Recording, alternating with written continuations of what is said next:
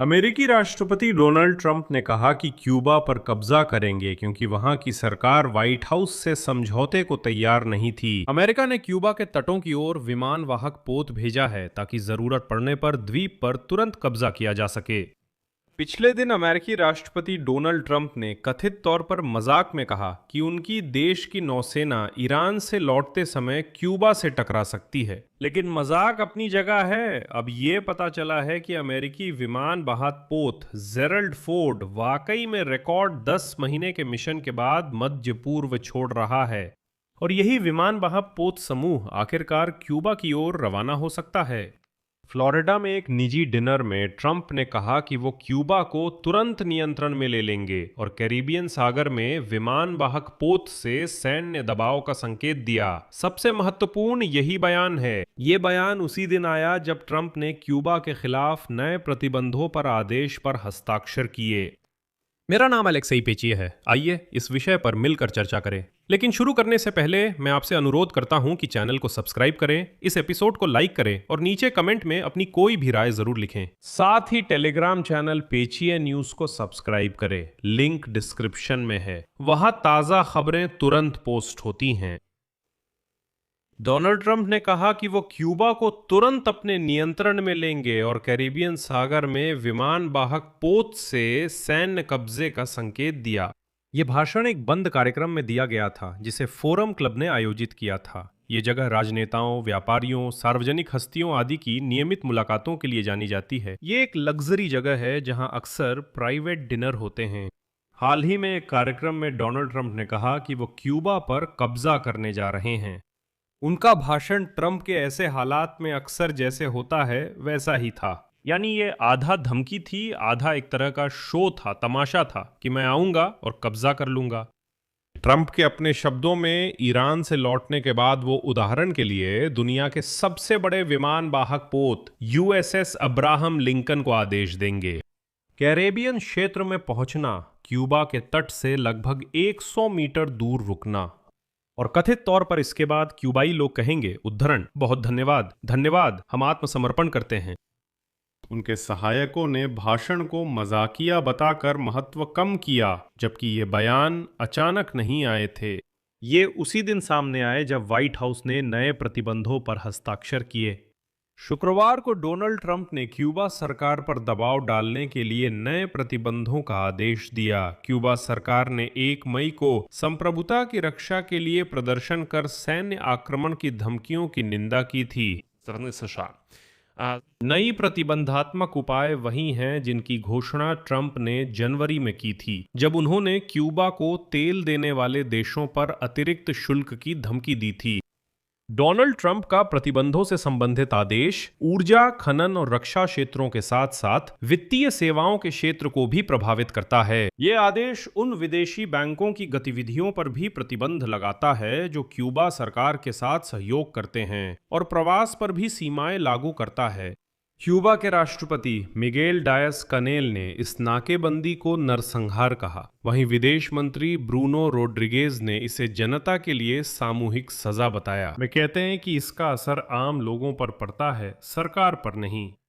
Rodriguez ने इस बयान को हवाना में अमेरिकी दूतावास के सामने क्यूबा की विशाल रैली से जोड़ा, जिसमें 94 वर्षीय रोड्रिगेज, राउल कास्त्रो और डायस कानेल भी शामिल हुए थे। लेकिन इसके अलावा आप जानते हैं, यहां प्रतिबंधों के अलावा भी कुछ दिलचस्प, अजीब, मैं तो कहूंगा चीजें होती हैं। क्योंकि बताया जा रहा है कि अमेरिकी विमान वाहक पोत जेरल्ड फोर्ड आखिरकार रिकॉर्ड 10 महीने के मिशन के बाद मध्य पूर्व छोड़ रहा है। करीब 4.5 हजार नाविकों के लिए 10 महीने की सेवा के बाद ये राहत की बात होगी, लेकिन इससे बड़ी मात्रा में फायर पावर में कमी आ जाएगी। ये ऐसे समय हो रहा है जब अमेरिका ईरान बातचीत ठप है। Gerald Ford, USS George Bush और यूएसएस अब्राहम लिंकन के साथ मध्य पूर्व क्षेत्र में अमेरिका के 3 विमान वाहक पोतों में से एक है। वो लाल सागर में तैनात है, जबकि बाकी 2 विमान वाहक पोत अरबी सागर में हैं और ईरानी बंदरगाहों से तेल व सामान ले जाने वाले जहाजों की नाकाबंदी में शामिल हैं।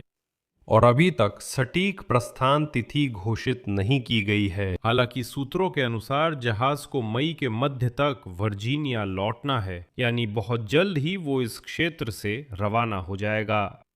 दूसरी ओर उसकी तैनाती पहले ही 300 दिनों से अधिक हो चुकी है। ये आधुनिक अमेरिकी विमान वाहक पोतों के लिए एक रिकॉर्ड समय है।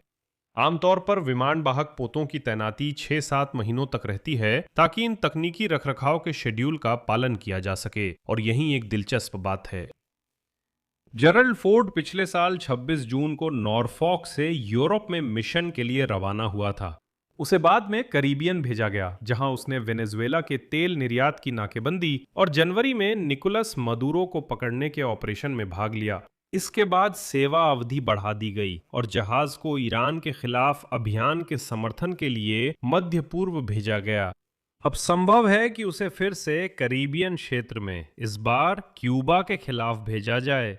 यहाँ ये समझना जरूरी है कि जो कुछ भी हो रहा है वो कोई अचानक मोड़ नहीं है। ये उस रणनीति में तेजी लाना है जिसे कई महीनों से तैयार किया जा रहा था। साल की शुरुआत से द्वीप पर दबाव बढ़ा है, जो वेनेजुएला के राष्ट्रपति निकोलास मदुरो को हटाने से जुड़ा है, जो हवाना के पुराने सहयोगी और मुख्य तेल आपूर्तिकर्ता हैं। ट्रंप ने क्यूबा को चेताया है कि अगर वॉशिंगटन से समझौता नहीं हुआ तो वेनेजुएला से तेल या पैसा नहीं मिलेगा और सरकार से जल्द बातचीत करने को कहा है।